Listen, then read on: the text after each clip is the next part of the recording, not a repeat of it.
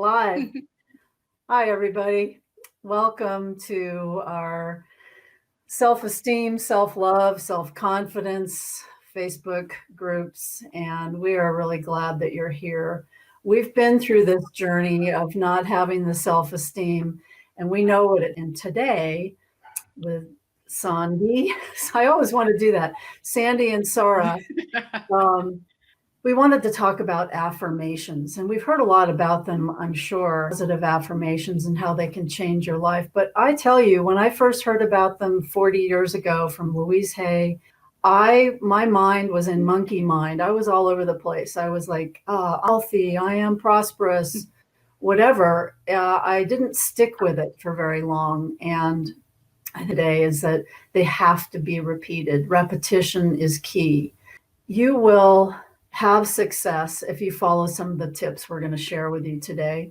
And the other one I wanted to share, science is showing from Dispenza's work and others that if you bring in your emotion to the story that you're playing in your mind's eye, the feeling that you really want to feel, that helps to ingrain your affirmation at the deepest level, and you have to repeat it. So repeating is key, and bringing up the emotion as if you're going into a virtual, what are those places called where you play a virtual game? You're getting into it. You're getting into your vision and what you want it to look like, and you're feeling the emotion attached to it. Ideas, I know. Any other suggestions? Well, for me, affirmations was something I started around about 10 years ago. And when you really realize the power of your language, I think then you take affirmations a lot more seriously. That's a good point. I think our language holds so much power. The things we say to ourselves creates the reality that we're in right now. And so, if we really start to really focus on the words that we're saying, it's going to create really, really powerful for you.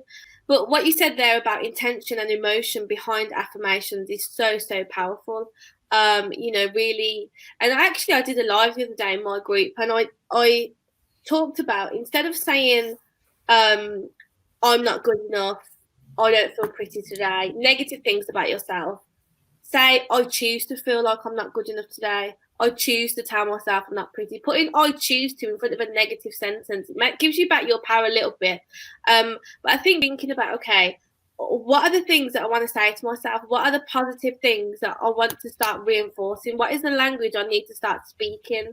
And, your language needs to be powerful. So I am amazing, I am beautiful, I am clever, I am worthy.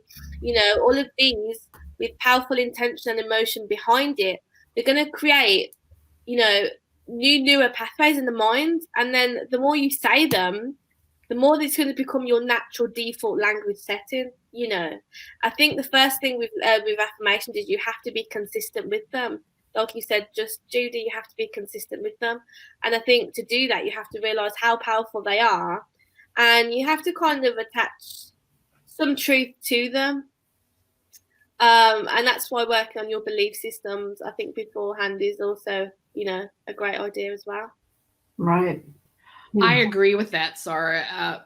Our words are so powerful. They can wound us. They can heal us. They can change our lives. They have that much power that we say. The words that we say to ourselves especially are important. And, my journey with affirmations was one that I decided I didn't want to be a certain way. I didn't want to be negative. And when you speak negative to yourself, you're allowing other people to speak negative to you, that you draw that to you. And I think the best tip I can give you about affirmations is, one, they have to be believable, and they have to be in your control. I mean, if you say, well, I'm going to win $1 million tomorrow, that's not a believable affirmation. I would say 3 to 5 times a day sometimes. It depends on how deep your hurt is. And, it takes 21 days to make a habit. So saying your affirmations consistently for 21 to 30 days is the best thing that you can do. I put music in mine sometimes. I have songs that I like to listen to when I'm saying them. I'm going to date myself a little bit. I am woman, hear me roar. 1970s Helen Reddy. For those of us that are old enough to believe that, Sara, you don't probably know who that is. But, you have to feel it. It has to be tied to an emotion. You got to get animated when you say it. If you say, I am confident, what does that do for you? Nothing. You got to get moving. You got to jump. You got to scream. You got to do whatever it takes to get you rejuvenated and in the process. And I think that's the biggest tip is it's believable, controllable, and you got to feel it. Get animated with it. Right. And in the beginning, these positive intentions, affirmations are not going to feel normal or usual because we're used to dissing ourselves, and you got to be really sick of being negative in order to make some change, I think. I agree. It's time, and we're here to support you. One thing I might add from the principle of Qigong is that one of the principles, the 4 principles, are that you need to have this intention to heal. We are capable of healing. We know we're all capable of healing. You may not believe it yet, but you are capable of healing. You are capable of changing the wording. You are capable of changing your mindset. And it's a hopeful way of looking at life. Hopeful, time, space, continuum shifting. We can do this.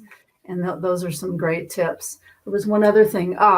What I also do is include an energy tool so tapping is fingertip tapping on different acupressure points. It's been proven to decrease our stress, but also part 1 is releasing the negativity that's been ingrained into your mindset.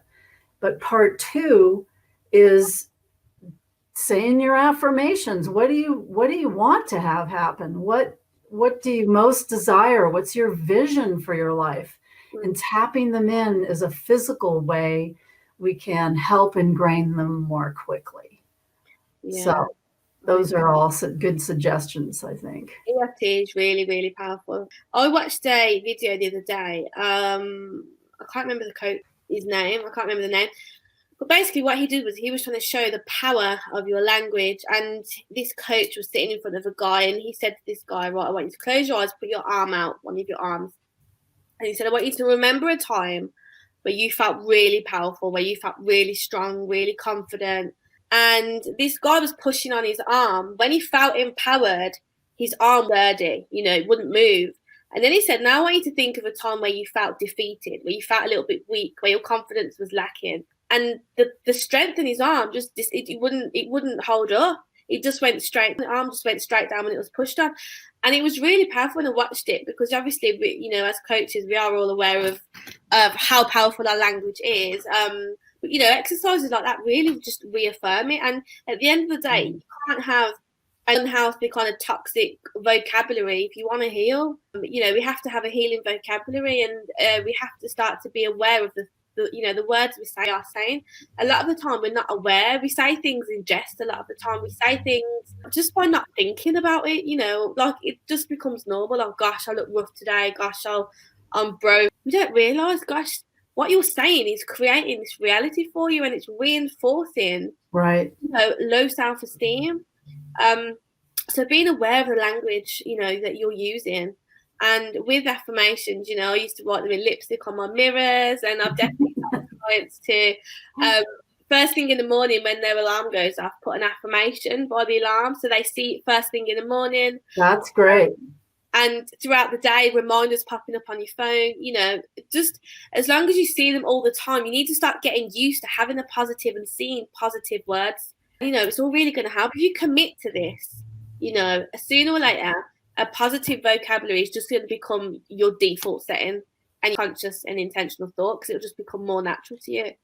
Yeah, and those words that we say have an energy Yeah. that's weaker. Mhm. It's a lower frequency, and that muscle testing absolutely proves it. Where your positive languaging is a match to the universal life force. So it makes us strong. It is a higher frequency. It is a stronger energy.